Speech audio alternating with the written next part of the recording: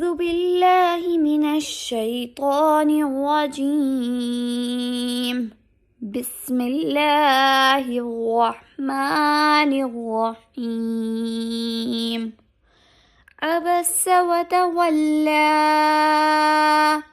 أن جاءه الأعمى وما يدريك لعله يزكى أو يذكر فتنفعه الذكرى أما من استغنى فأنت له تصدى وما عليك ألا يزكى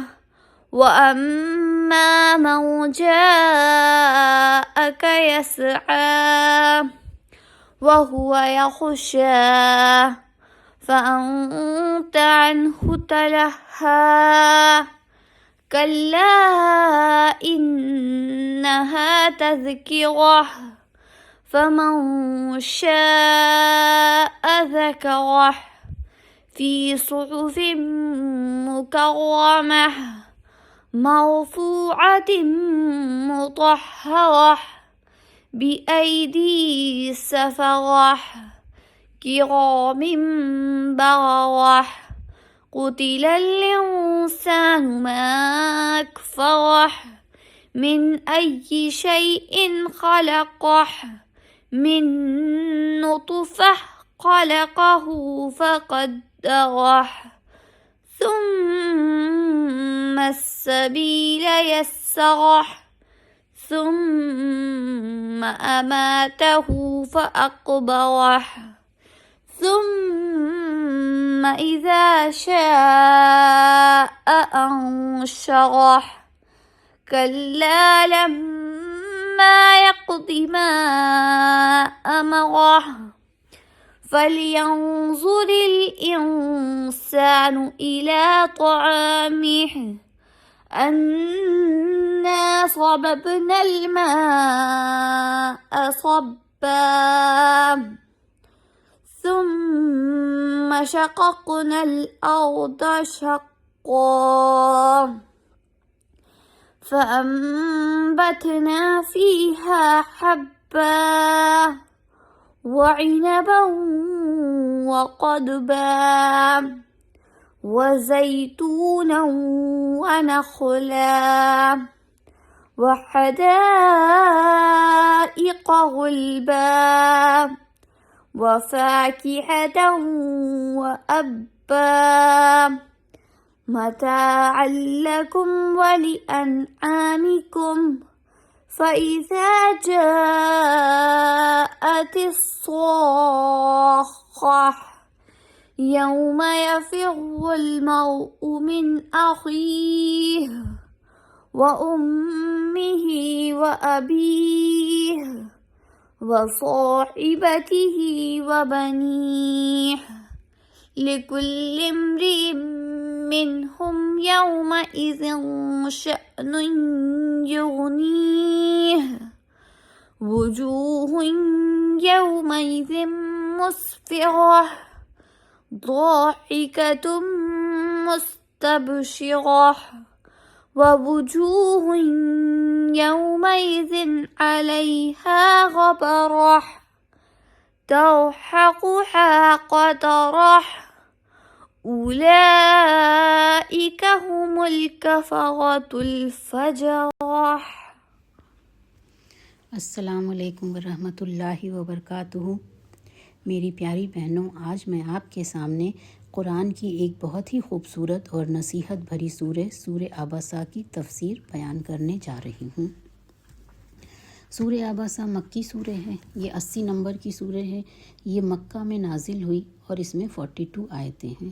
یہ آیت ایک خاص واقعے میں نازل ہوئی تھی جب ایک دن حضور سرور دو عالم صلی اللہ علیہ وسلم قریش کے بڑے سرداروں سے گفتگو میں مشغول تھے۔ حضور صلی اللہ علیہ وسلم یہ چاہتے تھے کہ ان میں سے کوئی اسلام قبول کر لے، اسی لیے آپ انہیں سمجھا رہے تھے کہ اسی وقت ایک صحابی ابن مختوم رضی اللہ تعالیٰ عنہ وہاں آئے۔ کیونکہ وہ نابینا تھے اس لیے وہ دیکھ نہ سکے، کہ آپ کس کے ساتھ مصروف ہیں، اسی لیے آتے ہی آپ بار بار نبی کریم صلی اللہ علیہ وسلم سے کچھ سکھانے کی درخواست کرنے لگے۔ نبی کریم صلی اللہ علیہ وسلم کو ان کا یہ طریقہ پسند نہ آیا کہ آپ بیچ میں مداخلت کر کے بات کرنی شروع کر دی، اسی لیے آپ کے چہرے مبارک پر ناگواری کے آثار ظاہر ہوئے۔ آپ نے ان کی بات کا جواب دینے کے بجائے اپنی بات جاری رکھی ان کافروں کے ساتھ جنہیں وہ سمجھا رہے تھے۔ جب وہ چلے گئے تب یہ سورہ نازل ہوئی کہ جس پر اللہ سبحانہ و تعالیٰ نے ناپسندیدگی کا اظہار کیا، اور منہ بنانے کو عربی میں آباسا کہتے ہیں، اسی لفظ سے یہ سورہ نازل ہوئی ہے، اسی سے اس کی شروعات ہوئی ہے۔ اس سورہ میں بنیادی تعلیم ہم لوگوں کو یہ دی گئی ہے کہ جو شخص دل میں حق کی طلب رکھتا ہے اس کو زیادہ توجہ دینی چاہیے، اور جو سمجھنا ہی نہیں چاہتا ہے اس کو بار بار اس کے پیچھے اس کو کیا سمجھانا۔ یہ بہت بڑی تعلیم ہے کہ اسلام میں اسٹیٹس، پیسہ یا پوزیشن کی کوئی اہمیت نہیں ہوتی، بلکہ نیت اور دل کی صفائی کی اہمیت ہوتی ہے۔ اب اس کی تفصیل آیت 1 سے 10 تک۔ رسول اکرم صلی اللہ علیہ وسلم نے اپنے چہرے کے تیور بدلے اور منہ پھیر لیا، اس لیے کہ آپ کے پاس ایک نابینا شخص عبداللہ ابن مختوم رضی اللہ عنہ رہنمائی حاصل کرنے کے لیے آئے۔ وہ جب آئے تو رسول اکرم صلی اللہ علیہ وسلم مشرکوں کے سرغنوں کے ساتھ محض گفتگو تھے، اس امید پر کہ شاید وہ ہدایت پا جائیں۔ پھر آیت نمبر 3، اس میں اللہ سبحانہ و تعالیٰ کہہ رہے ہیں رسول اکرم صلی اللہ علیہ وسلم سے کہ اے رسول صلی اللہ علیہ وسلم، آپ کو کیا معلوم کہ شاید یہ نابینا اپنے گناہوں سے پاک ہو جائے یا آپ کی نصیحتیں سن کر اس سے سبق حاصل کر لے اور ان سے فائدہ اٹھائے۔ وہ شخص جو اپنے مال کی وجہ سے جو اس کے پاس ہے خود کو اس پر ایمان لانے سے بے نیاز سمجھتا ہے جو آپ لے کر آئے ہیں، جو آپ قرآن لے کر آئے ہیں، جو آپ سمجھا رہے ہیں، تو آپ کی ہدایت کے در پہ اور اس پر پوری کوشش، پوری توجہ دیتے ہیں، حالانکہ اس کے اللہ کے حضور توبہ کر کے اپنے گناہوں سے پاک نہ ہونے سے آپ کو کیا فرق پڑتا ہے؟ یہ آپ کی ذمہ داری نہیں ہے پھر کہ ان کو وہ لائیں اسلام یا نہ لائیں، یہ آپ انہیں بس سمجھا رہے ہیں۔ اور جو خیر کی تلاش میں دوڑ دھوپ کرتا آپ کے پاس آیا اور وہ اپنے رب سے ڈرتا بھی ہے تو آپ اسے چھوڑ کر مشرکین کے سرغنوں پر توجہ دیتے ہیں، یہ ٹھیک نہیں۔ یہ قرآن تو صرف اس کے لیے نصیحت اور یاد دہانی ہے جو توجہ کرے، سو جس کا جی چاہے وہ اللہ کو یاد کرے اور اس پر قرآن میں جو کچھ ہے اس سے نصیحت پکڑے۔ یہ قرآن تو پرعظمت صحیفوں میں فرشتوں کے پاس ہے جو بہت اونچے مقام پر رکھے گئے ہیں اور ایسے پاک صاف ہیں کہ کسی قسم کی میل و کچیل اور گندگی کی وہاں تک رسائی نہیں ہے۔ ایسے پیغام پہنچانے والے فرشتوں کے ہاتھوں میں ہیں جو اپنے رب کے یہاں نہایت معزز اور خیر اور اطاعت کے کام بکثرت کرنے والے ہیں، یعنی کہ قرآن جو ہے وہ لوح محفوظ میں محفوظ ہے۔ اور لعنت ہو ان ایسے انسانوں پر کہ وہ کس قدر اللہ کا ناشکرا اور منکر ہے۔ اللہ تعالیٰ نے اسے کس چیز سے پیدا کیا اور وہ زمین میں تکبر کرتا ہے اور اسی کا انکار کرتا ہے، حالانکہ اس کو یہ ایک نہایت معمولی پانی یعنی کہ ایک بوند نطفے سے پیدا کیا اور اس کی تخلیق کے مختلف مرحلے مقرر کیے، پھر ان سارے مراحل کے بعد اس کے لیے اس کی ماں کے پیٹ سے نکلنے کا راستہ آسان کیا۔ ذرا سوچئے کہ بچہ ایک پیدا ہوتا ہے تو کس قدر وہ مشکل کام ہے نا۔ کہتے ہیں کہ بچے کے پیدا ہونے میں 100 ہڈی ٹوٹنے کا درد ماں کو ہوتا ہے۔ یہ اللہ کی ہی قدرت ہے کہ اس نے اسے آسان بنایا اور اتنی آسانی سے ساری چیزیں اس میں ہو گئیں۔ اللہ تعالیٰ کا خوف اور نفسانی خواہشات کی پیروی سے رکنا اور ان اسباب میں سے جو جنت میں لے جانے کا باعث بنتے ہیں، قیامت کا علم اور ان غیب کی باتوں میں سے جنہیں اللہ کے سوا کوئی نہیں جانتا، عبداللہ ابن مکتوم رضی اللہ عنہ کے بارے میں اللہ تعالیٰ کا نبی کریم صلی اللہ علیہ وسلم سے اظہار اس بات کی دلیل ہے کہ قرآن مجید اللہ کی طرف سے ہے۔